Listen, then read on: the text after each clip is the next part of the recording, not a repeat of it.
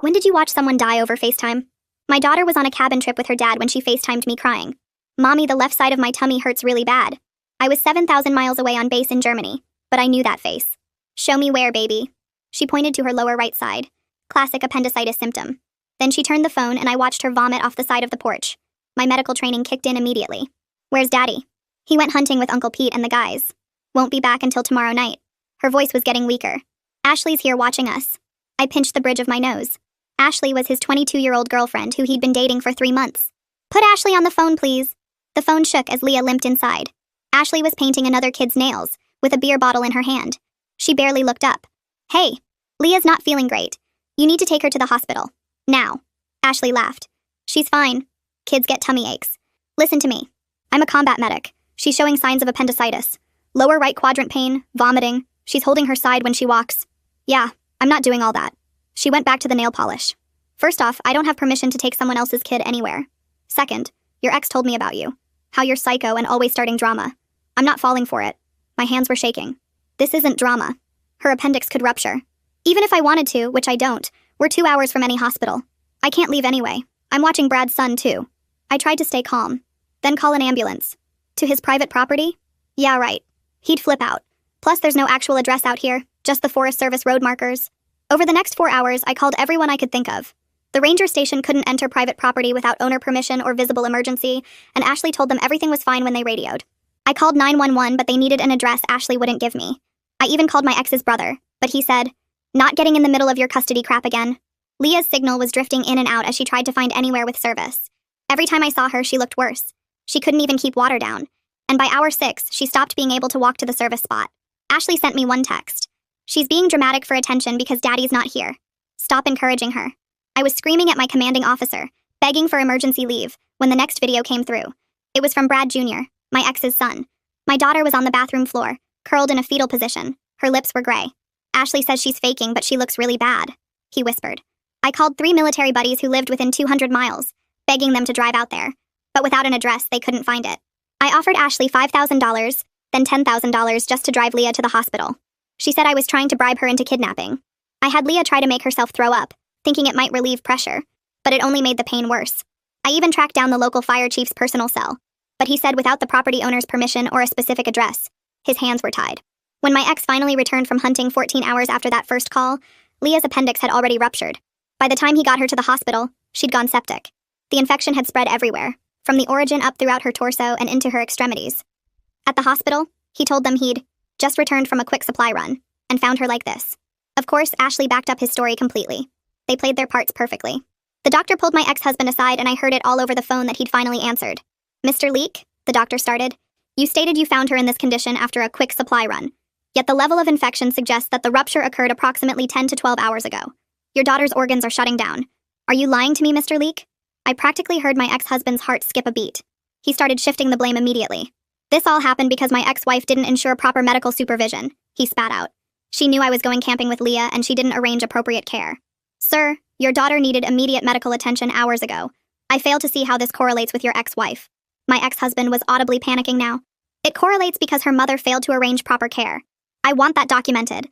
Before the doctor could respond, my ex was screaming about insurance policies, custody care, and my supposed PTSD. The doctor stopped his questioning entirely. Even worse, 3 days later, the infection reached Leah's brain. The swelling caused massive damage before they could control it. My baby girl, my brilliant, funny, perfect daughter, would need machines to breathe for her, to eat for her, to keep her heart beating. The doctor said she might never wake up. I was on a transport flight home when I got the court summons. My ex was filing for sole medical decision-making power, citing my negligent failure to ensure proper medical protocols. That's when something inside me snapped.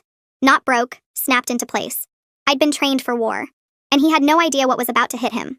The transport wheels hit the tarmac and I was already unbuckling before we stopped rolling. My escort, some kid fresh out of basic, was scrambling to keep up as I grabbed my bag and headed for the exit. I had 14 hours of notes spread across military letterhead, every minute of that night written down with times and details. The drive to the hospital took 40 minutes but felt like hours. Walking into the PICU knocked the wind out of me harder than any combat zone ever had. Leah was hooked to more machines than I'd seen on guys we'd pulled off the battlefield. The breathing tube, the feeding tube, monitors tracking every heartbeat, every breath the machine forced into her lungs. The doctor confirmed what I already knew from the phone calls. Septic shock had hit every organ. Multi-organ failure. The infection had reached her brain and caused swelling that might never go away. I stood at attention while he talked, using every trick from training to keep myself upright instead of falling apart. The hospital administrator showed up 20 minutes later with a stack of papers, and there was my ex already sitting in the conference room. He waved his emergency motion papers around, telling everyone he was the primary parent, and I'd been gone for months. He'd filed for sole medical decision-making power and wanted it done today. I kept my voice steady and told them I'd be fighting this immediately. 4 hours later, the doctor pulled me into an empty room and opened Leah's chart on his computer. He pointed to the timeline, showing me when the rupture happened based on the infection levels. It matched exactly when I'd first called from Germany. His notes said that getting her to the hospital right away would have stopped the infection from reaching her brain. He turned away while I took pictures of every single page with my phone. My commanding officer called that evening to confirm my emergency leave was approved. 30 days to start, with extensions possible if the legal stuff wasn't done. The relief of being here mixed with panic about the clock already ticking. I had to move fast, and I had to move smart. The next morning, Viviana Booth from the hospital social services knocked on the PICU door. She'd been assigned to our case and wanted to explain how contested medical guardianship worked. She handed me a thick folder with resources, phone numbers, and a list of lawyers who handled emergency custody changes. Her kindness almost broke through my military wall, but I held it together. I was walking back from the cafeteria when the process server found me. My ex had filed his motion claiming I abandoned Leah by choosing deployment over parenting. The actual words on the paper said I chose career over child, and failed to make sure she had proper care. I made it to the bathroom just in time to throw up from pure rage. When I came back out, something had changed inside me. I was ice cold and ready for war. That night in my hotel room, I spread out every phone bill and started writing. I documented every single call from that night, writing down exact times and who I called. 43 calls in 4 hours. I wrote down the exact amounts I offered Ashley to drive Leah to the hospital, first $5,000, then $10,000. I transcribed every text, including Ashley's message calling Leah dramatic. I noted the exact times I called 911, the ranger station, the fire chief's personal cell. Military training had taught me that documentation wins battles, and this was going to be my weapon. The next morning was the first family meeting in the ICU. The neurologist went through the brain damage while my ex sat there playing the perfect worried father. The swelling had caused permanent damage to multiple areas. When the doctor mentioned that we might need to talk about withdrawing life support if she didn't improve, my ex jumped in immediately saying he wanted everything possible done to keep her alive. He shot me this look that said he was already planning to paint me as wanting to pull the plug on our daughter. I asked for everything to be documented in writing, every word of the meeting. The nurse started typing while my ex's face got red. Then he started his attack right there in front of everyone. He told them about my supposed PTDT issues and suggested I wasn't mentally stable enough to make medical decisions for Leah. He said combat had messed me up, and I couldn't think clearly about what was best for her. The medical staff looked uncomfortable, shifting in their seats. I stayed calm and told them I was a decorated combat medic with 0 mental health flags on my military record. I'd been cleared by psych every single year and had perfect evaluations. The neurologist cleared his throat and said we should focus on Leah's care, not personal attacks. My ex kept pushing, saying I'd been gone for months and didn't know what Leah needed. The social worker was taking notes the whole time, and I could see her writing down every word he said. He was digging his own hole and didn't even realize it. After the meeting ended, I went straight to the hospital parking garage to make calls from the list Viviana gave me. The third attorney I called was Eliza Haney, and when I explained the situation, she told me to come to her office right now, not tomorrow, right now. I drove 20 minutes to a small law office downtown and walked in with my folder of documentation already organized by date and time. Eliza was maybe 45 with sharp eyes, and when she saw my phone record showing 43 calls in 4 hours, her whole face changed. She started taking notes immediately while I showed her the screenshots of Ashley's texts calling Leah dramatic and the video Brad Jr. sent of my daughter on that bathroom floor. Her brother Rainer did private investigation work, and her partner Matthias handled medical malpractice cases, which meant I'd found exactly the team I needed. She filed an emergency response to my ex's motion that afternoon and scheduled depositions for everyone involved, including Ashley and Brad Jr. The next morning, the hospital administrator called me to say they'd implemented a new policy requiring both parents to consent to any major medical decisions until the court ruled, which meant my ex couldn't make unilateral choices about withdrawing support or moving Leah to a different facility. It was a small win, but the clock was still ticking on Leah's condition, and we all knew every day mattered. Eliza and I spent the next 6 hours in her conference room preparing my declaration, and we documented every single attempt I made to get help that night, including the call to his brother, who refused to get involved. We attached the phone records showing exact times and durations, the screenshots of Ashley's messages, the video from Brad Jr., transcripts of my calls to 911, and the ranger station, even the text where I offered Ashley $10,000 to drive Leah to the hospital. The stack of evidence was already 3 inches thick, and we were just getting started. That evening, the ICU nurse pulled me aside while I was doing range of motion exercises on Leah's legs, and told me her infection markers were finally stabilizing, though the neurological damage remained severe. She mentioned my ex only visited during business hours, usually 9 to 5, while I'd been there 18 hours a day since arriving. I asked if she could document that in her notes, and she gave me this look that said she understood exactly what was happening. 3 days later, we had the scheduling conference at the courthouse, and the judge denied my ex's request for immediate sole custody, but set an evidentiary hearing for 3 weeks out. Eliza argued successfully for expedited discovery given Leah's critical condition, and my ex's lawyer looked annoyed at the tight timeline because it meant less time to prepare their defense. The judge also ordered the appointment of a guardian ad litem to represent Leah's interests independently, and selected Hugh Griffith, who was a former pediatric nurse turned attorney. Having a neutral party who would focus solely on what was best for Leah felt like the first real protection she'd had since this nightmare started. Ronald Waller from JAG reached out to me that week after my commanding officer contacted him about my situation. He helped me navigate the military protections available to service members in custody disputes, and assisted with getting affidavits from my commanding officers, attesting to my mental fitness and exemplary service record. Having the weight of the military behind me with official documentation countering my ex's PTSD accusations felt like calling in air support when you're pinned down.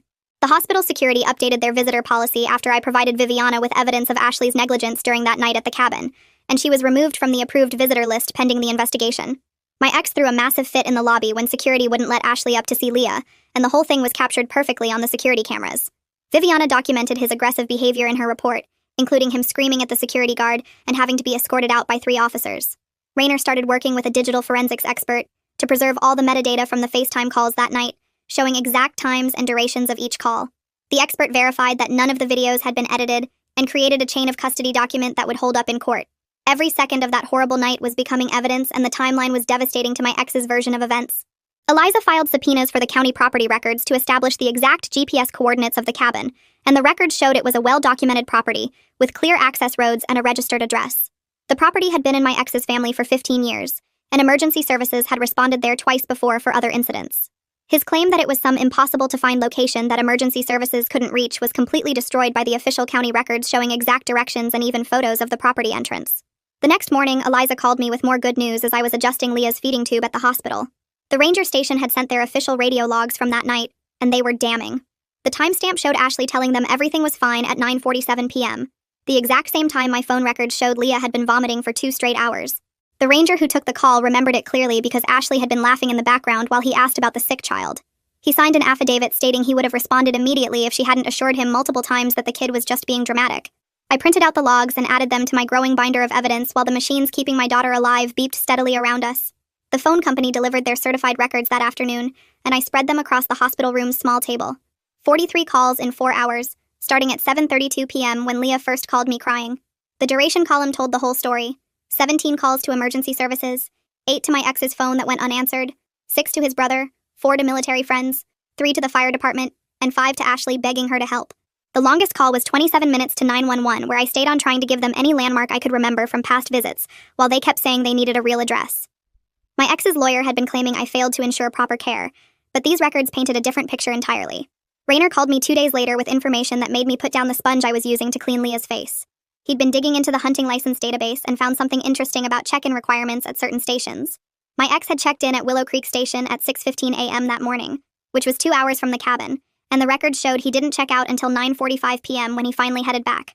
That meant he'd been gone for over 15 hours, not the quick supply run he'd told the doctors about. The hunting regulations required these check-ins for safety tracking, and the digital system had perfect timestamps that couldn't be altered. I watched Leah's chest rise and fall with the ventilator, while Raynor explained that this proved my ex knew exactly how long he'd been gone and had deliberately lied to medical staff about his absence. Ashley's social media turned into our biggest gift when Raynor got access through a mutual friend who was disgusted by what had happened. The photos started at 7 p.m. that night, with her doing shots with a caption about babysitting being more fun with tequila. At 8:15 p.m., she posted a photo of beer bottles lined up on the table where she was painting Brad Jr.'s friend's nails, the same table where Leah had been trying to tell her about the pain. At 10:30 p.m., there was a video of her dancing in the cabin's living room with music blasting, while my daughter was curled up on a bathroom floor dying. Each post had timestamps and location tags that placed her at the cabin during the exact hours she was supposed to be taking care of sick children. Raynor downloaded everything and created a timeline showing her drinking escalating as Leah's condition worsened. Alfonso Guerrero spent 6 hours reviewing Leah's complete medical file at my request, and his findings made my hands shake as I read his report. He confirmed the appendix had ruptured between 8 and 9 p.m. based on the progression of infection found during surgery. If Leah had received medical attention within even 4 hours of rupture, the infection wouldn't have reached her brain. He wrote that the 14-hour delay was directly responsible for the septic shock that caused the brain swelling and subsequent damage. His medical opinion stated clearly that this was a preventable tragedy caused by failure to seek timely medical care. I paid his consultation fee knowing his expertise would demolish any claim that this was unavoidable. Eliza reached out to Brad Jr.'s mother, who was horrified when she learned the full story. She provided a written statement describing how her son had called her that night scared because Leah looked really sick, but Ashley kept telling him to stop being dramatic. She included screenshots of texts where Brad Jr. wrote that he thought Leah might die, and Ashley just laughed at him. She agreed to let him provide testimony with a child advocate present because she wanted the truth known about what her son witnessed. The statement included her own concerns about Ashley that she'd raised with my ex before, but he'd dismissed as jealousy. Siobhan August from CPS showed up at the hospital 3 days later with a thick folder and serious expression. The hospital had filed a mandatory report about medical neglect, and she was opening a formal investigation. She interviewed me for 2 hours while I maintained Leah's care routine, asking detailed questions about the timeline while observing how I interacted with my daughter. I showed her my binder of evidence, walked her through each phone call, and maintained military bearing throughout, despite wanting to scream about the injustice. She took photos of all my documentation and said she'd be interviewing my ex next. When she returned the following week, she mentioned his story had changed 3 times during their conversation about why he was gone so long, and when he actually returned to the cabin. I started therapy with Beryl Snow specifically to create documentation countering my ex's PTSD claims. She conducted a thorough assessment and noted my appropriate grief responses, my ability to compartmentalize during crisis, and my clear thinking despite the trauma. Every session became part of the record showing I was mentally stable and processing the situation in a healthy way. She wrote detailed notes about my coping mechanisms developed through military training and how I was channeling my emotions into productive action rather than destructive behavior. Hugh Griffith arrived at the hospital on a Tuesday morning and spent 3 hours observing my interactions with Leah. I showed him the range of motion exercises I did to prevent muscle atrophy, demonstrated how I monitored her vitals and knew what each reading meant, and explained the medication schedule I'd memorized within 2 days. He watched me talk to her about everything from the weather to memories of better times, noting how the nurses often asked my opinion about her care because of my medical background. I answered every question honestly, showing him my documentation, explaining my actions that night and admitting my guilt about being so far away when she needed me. He took extensive notes and said he'd be interviewing my ex the next day. Eliza called me that evening after Hugh interviewed my ex, and she could barely contain her satisfaction. My ex had contradicted himself multiple times, first saying he'd rushed back as soon as he got a message, then claiming he hadn't received any calls, then finally admitting he'd seen missed calls but thought they were about custody drama. When Hugh asked about the 14-hour absence, my ex couldn't explain why the hunting checkout time didn't match his story about returning earlier. Hugh's poker face was legendary, but Eliza said she saw him writing furiously when my ex claimed he'd only been gone for a few hours, despite the official records showing otherwise. The next morning, a nurse knocked on the door while I was doing Leah's range of motion exercises and told me the ethics committee wanted to meet with both parents about long-term care planning. I walked into that conference room 2 hours later and saw 5 people in suits sitting around a table with folders and tablets spread out like we are planning a military operation. The lead committee member, a woman with gray hair pulled back tight, started explaining how decisions get made when a child needs life support indefinitely. She talked about quality of life assessments, probable outcomes based on brain scans, and the process for determining what happens if Leah's condition doesn't improve. My ex sat there nodding like he understood any of it while I took notes on everything, writing down medical terms to research later, asking about specific protocols and timelines. They showed us forms about DNR orders and withdrawal of care that made my stomach turn, but I kept my face blank, focusing on the facts instead of the image of my daughter hooked to those machines. 3 days later, I was walking back from the cafeteria when I saw my ex in the corridor with Ashley, even though she'd been banned from the visitor list after we provided evidence of her drinking that night. He was loud, waving his arms around, clearly trying to get me to react in front of witnesses. Ashley stood there smirking while he yelled something about me poisoning everyone against him. Security showed up within 30 seconds, 2 guards who'd gotten to know me over the weeks I'd been living at the hospital. They told Ashley she had to leave immediately, or they'd call the police, and one of them pointed at the camera in the corner, letting me know the whole thing was recorded. I kept walking, didn't say a word, just maintained the same steady pace I'd learned in basic training, while my ex screamed that I was destroying his life. Later that week, Eliza called to tell me the Freedom of Information request had come through with all the emergency service logs from that night. The fire department had tried to respond 3 times, but each attempt was marked property owner refused access in their system. The ranger station logs showed 4 separate radio contacts where they tried to check on Leah, but Ashley told them everything was fine. The fire chief had even added personal notes to his report saying he wanted to send a unit anyway, but couldn't legally enter private property without permission or visible signs of emergency from the road. Each timestamp lined up perfectly with my phone records showing when I'd called begging for help. The cell phone company's technical expert came to Eliza's office to explain what the tower data meant, spreading out these maps with dots and lines showing Leah's phone pinging different towers. He traced her path with his finger, showing how she'd walked the same route 12 times trying to find signal, each attempt getting shorter as she got weaker. The last successful connection was 6 hours before my ex got her to the hospital, right when Brad Jr. sent me that video of her on the bathroom floor. The expert said the pattern was consistent with someone in medical distress desperately trying to get help, not a kid being dramatic for attention like Ashley had claimed. Eliza filed for a protective order the next day, and the judge signed it immediately based on our evidence. Ashley was prohibited from providing care for any minor children while the investigation continued, which meant my ex couldn't use her as a babysitter anymore even for his son. The order specifically cited her drinking while supervising children, and her refusal to seek medical care for a child in obvious distress. My ex's lawyer tried to argue it was excessive, but the judge cut him off, saying any reasonable person would have called 911. That evening, I sat in my hotel room with 3 legal pads, my laptop, and every piece of documentation we'd collected, writing out a timeline for the court in my own words. Military report writing had trained me to be precise, so I listed every call, every text, every minute that passed while my daughter's appendix was rupturing. I cross-referenced each claim with supporting evidence, noting which exhibits proved each point. No emotions, no accusations, just facts laid out in chronological order with medical terminology explained in simple terms. It took me 4 nights to finish, but when I gave it to Eliza, she said it was better than what most lawyers produce. The county GIS department responded to our subpoena with the exact GPS coordinates and parcel number for the cabin, along with aerial photos showing the main road and 2 clear access points for emergency vehicles. The address had been in their system for 15 years, complete with a 911 locator that would have directed any ambulance straight there. Process servers could now deliver subpoenas to everyone who'd been at the cabin that weekend, and the impossible-to-find excuse my ex kept using fell apart completely. During his deposition, the property owner sat across from Matthias and answered every question honestly. He said there were no restrictions on emergency vehicles, no locked gates, no agreements preventing ambulance access to his property. He'd actually had paramedics respond there twice before, once for a broken leg and once for an allergic reaction. When Matthias asked if my ex had ever mentioned rules about emergency services, the owner looked confused and said he'd never discussed anything like that with anyone. The hospital's electronic records audit revealed something that made Alfonso update his expert report immediately. My ex hadn't checked Leah in until 2:47 a.m., but the hunting check-in records showed he'd returned to the cabin at 11:30 p.m. That meant he'd waited over 3 hours before taking her to the hospital, probably hoping she'd get better on her own, or trying to figure out his story. Alfonso added an addendum stating this additional delay caused more organ damage and increased the severity of the brain swelling. The digital forensics expert finished authenticating Brad Jr.'s video, confirming the metadata hadn't been altered and the timestamp was accurate. The video showed Leah gray and barely conscious at 8:15 p.m., when my ex was still claiming everything was under control. Brad Jr.'s shaky camera work and whispered words painted a clear picture of a scared kid who knew something was seriously wrong while the adult in charge did nothing. 3 weeks later, Ashley sat in the deposition room fidgeting with her phone while Matthias laid out printed screenshots from her Instagram.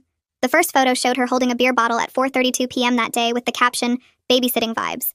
She tried to say it was from a different day, but the metadata proved otherwise. Matthias pulled up the next photo showing 3 more empty bottles on the table at 7:15 p.m. Ashley started crying and said she only had a couple. Then he showed the ranger station log where she told them everything was fine at 6:47 p.m. She couldn't explain why she didn't mention Leah was sick. When Matthias asked why she didn't call 911, she said she didn't think appendicitis was that serious. She actually used the words, "the mom was being dramatic," in her sworn testimony. The court reporter typed every word, while Ashley kept contradicting herself about whether she had permission to take kids to the hospital or not. First she said she couldn't without permission, then admitted she'd driven Brad Jr. to urgent care for a bee sting 2 weeks earlier. Matthias showed her the text where she called me psycho and asked her to explain what she meant. She said my ex told her I always made up emergencies for attention. The whole thing took 4 hours, and by the end, Ashley had admitted she never even checked on Leah after 8 p.m. 2 days after that, Siobhan from CPS showed up at my ex's house without warning at 7 a.m. She found dirty dishes piled in the sink and no food in the fridge except beer and condiments. The spare bedroom where Leah would supposedly stay had boxes stacked to the ceiling. There was no medical equipment anywhere. No wheelchair ramp for the front steps. No hospital bed. Not even basic supplies like medical gloves or gauze. Siobhan took photos of everything, including the expired children's Tylenol in the medicine cabinet from 2019. She asked my ex to show her his preparation for Leah's return, and he pointed to a regular twin bed with no rails. Meanwhile, I'd already rented a full hospital bed with electric controls and had contractors scheduled to install a ramp at my apartment. I'd taken classes on operating feeding tubes and managing ventilator settings. Siobhan documented all of this in her report. The next morning, Hugh Griffith arrived at the hospital at 6 a.m. to watch my daily routine with Leah. I was already there doing range of motion exercises on her legs to prevent muscle atrophy. I moved each joint slowly through its full range while talking to her about the weather outside. Hugh watched me check her feeding tube placement and flush it properly before her morning nutrition. When the respiratory therapist came in, I knew every setting on the ventilator and caught a small adjustment that needed to be made. The nurses let me help with her position changes to prevent bed sores. I knew which side she'd been on last and how long until the next turn. Hugh took notes while I coordinated with the speech therapist about oral care and the physical therapist about her exercise schedule. He stayed for 6 hours watching me manage every aspect of her care. The nurses told him I was there every single day from 6 a.m. until 10 p.m. One nurse mentioned that the other parent only came during visiting hours and usually stayed less than an hour. A week later, both parents had to meet with the hospital ethics panel about Leah's long-term care. My ex showed up in a suit and gave a speech about never giving up hope and doing everything possible. He used phrases like miracles happen and she's a fighter, but never asked about her current condition. When they asked about quality of life, he said that wasn't relevant. I brought Leah's brain scans and asked specific questions about her comfort level.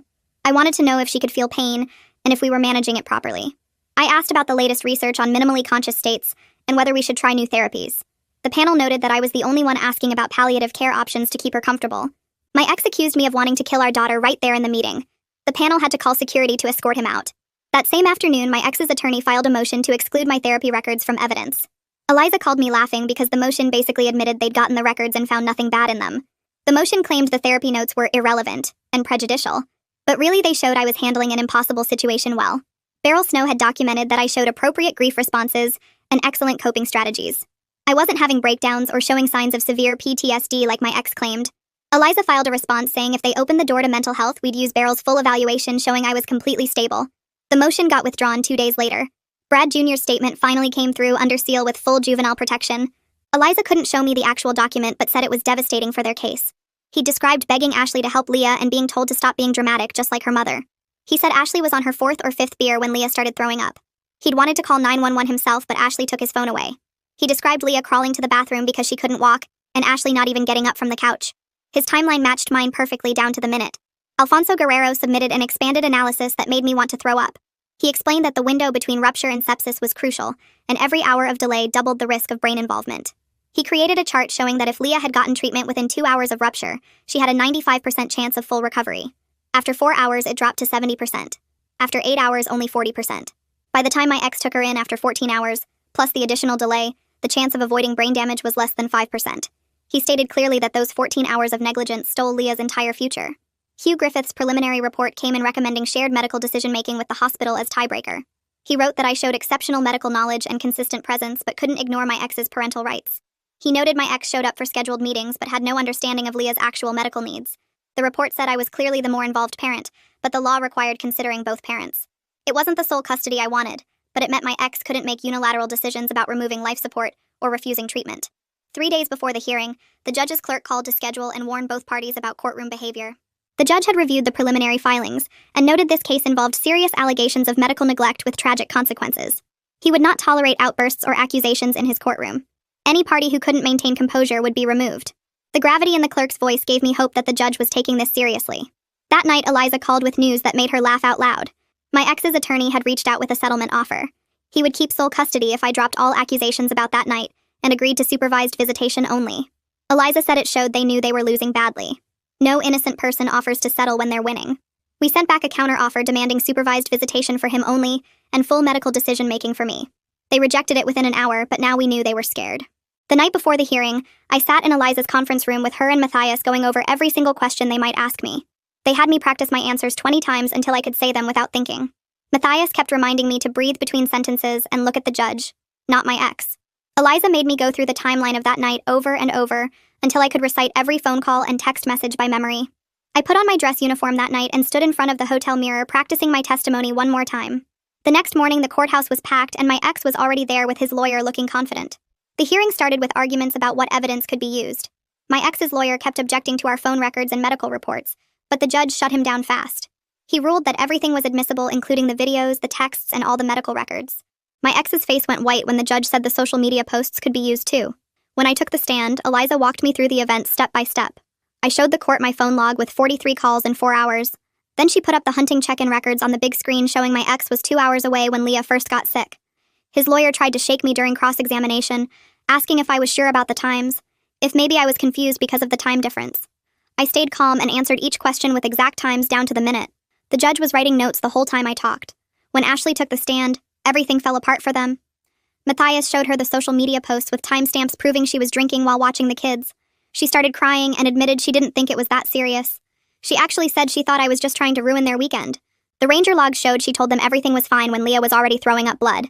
By the time Matthias was done, she was sobbing and saying she was sorry over and over. Alfonso took the stand next and explained exactly what happened to Leah's body during those 14 hours. He had charts showing how the infection spread from her appendix through her bloodstream and into her brain.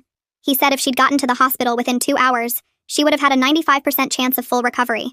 After 14 hours, the chance of avoiding brain damage was less than 5%. People in the gallery were crying when he described how the sepsis destroyed her brain tissue. The judge didn't even leave the room to decide. He ruled right there that we would share medical decisions with Hugh and the hospital as tiebreakers if we disagreed. Ashley was permanently banned from any contact with Leah. My ex had to complete parenting classes and undergo supervised visits for 6 months. The judge said the evidence of medical neglect was overwhelming and disturbing. After the hearing, Siobhan from CPS pulled me aside and said they were keeping the case open. My ex would have mandatory check-ins every month and had to complete special training for caring for medically fragile kids. She told me they were looking into criminal charges but needed more investigation. 2 days later, Matthias filed a civil suit on Leah's behalf for negligence. He said the burden of proof was lower in civil court, and we could get money for her lifetime care. My ex would have to answer questions under oath again, and this time there was no criminal standard to protect him. I put in for reassignment to a base near the hospital the same week. My commanding officer fast-tracked it even though we both knew it would hurt my career. 3 weeks later, I was at a training position 30 minutes from Leah.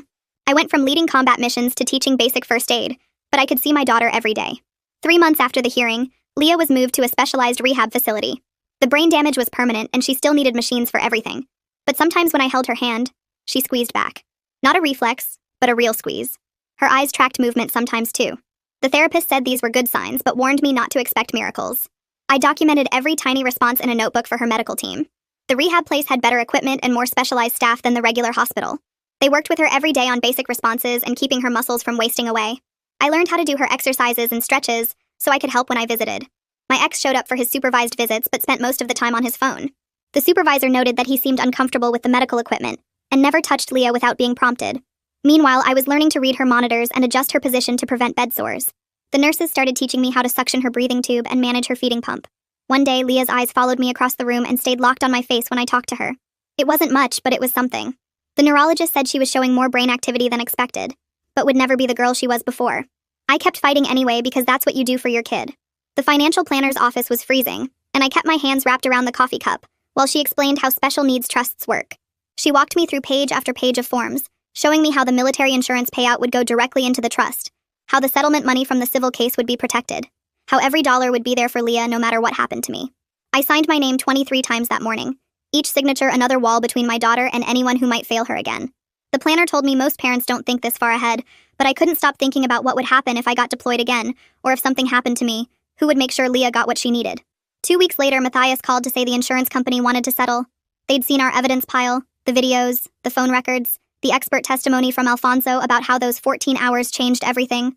My ex was finally cracking too, admitting through his lawyer that maybe Ashley shouldn't have been alone with the kids, though he still wouldn't say it was his fault for leaving her there. Matthias said they were offering $2 million, but we needed $8 million minimum for lifetime care, therapy, equipment, home modifications, everything a brain-damaged child needs for the next 60 years. I told him to hold firm. Hugh submitted his final report to the court, and Eliza forwarded me a copy that afternoon. He wrote about my daily presence at the hospital, my knowledge of every medication and machine, the way the nurses asked me questions about Leah's care because I knew more than anyone. He noted the contrast with my ex's supervised visits where he mostly sat in the corner on his phone.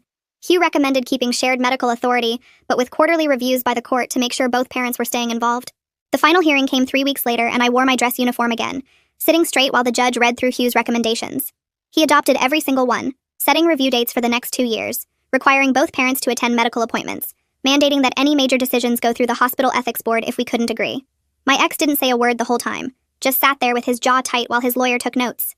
The judge looked right at both of us and said Leah's welfare came first, always, and any violations would mean immediate custody changes. I saw my ex's hands shake a little at that.